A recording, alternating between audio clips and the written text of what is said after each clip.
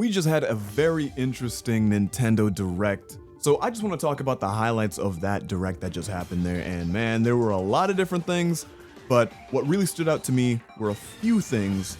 Let's get into them. First, Rhythm Heaven is back. I just have to say that that is a really big thing for me because I love rhythm games. I did play a bit of Rhythm Heaven back in the day, and the fact that we're seeing this game come back that's a good thing. I'm sure a lot of other people are going to be really happy about that. Also, definitely have to talk about Metroid Prime 4. We've got some new abilities, specifically psychic abilities with Samus here. So this is going to be interesting with how they utilize it for puzzles.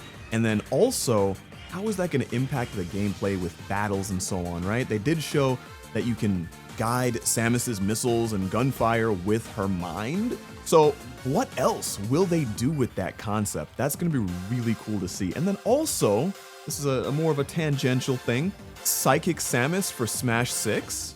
Another thing that stood out to me was the fact that we're now getting another application from Nintendo Today, where they're gonna have a captive audience for all of their news content. So if you want to learn more about what happened in today's Direct or what's gonna happen in the Switch 2 Direct, all of that's gonna be at your disposal, along with a few other things like comics and other types of just random Nintendo stuff. Then we have Tomodachi Life coming back. Did not expect that. Of course, you know, when it comes to Nintendo, you shouldn't be surprised that they're going to try and surprise you.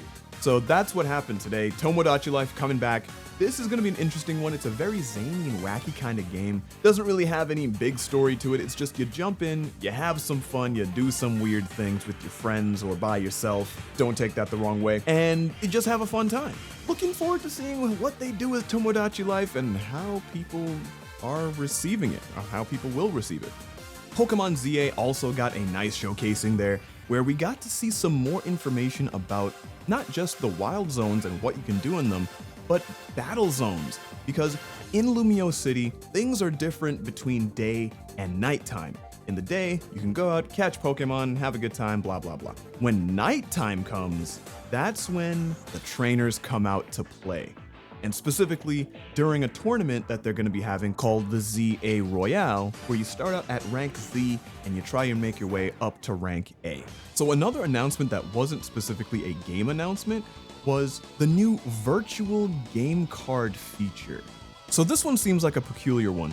You can take your virtual games and essentially treat them like they're physical games and even lend them to friends, put them between one console and another one, specifically Switch consoles, also including Switch 2. And to me, this seems like a step in the right direction for letting people have more control over their virtual titles. Then we had edgy Pac-Man Metroidvania style game, or if you want to go by the game's actual name, Shadow Labyrinth.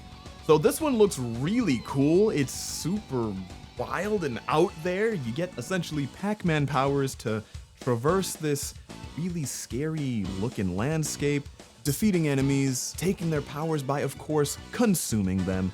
And I love a good Metroidvania style game, so this one is definitely on my radar, and I may end up picking it up. And of course, I have to say, let me know in the comments what you thought of today's Nintendo Direct. Did you love it? Did you hate it? Are you confused as to why Pac-Man is so edgy now? Either way, just let me know. I'm DJ Raviesta. That's gonna be it for me. The Rhinos are watching. Good night.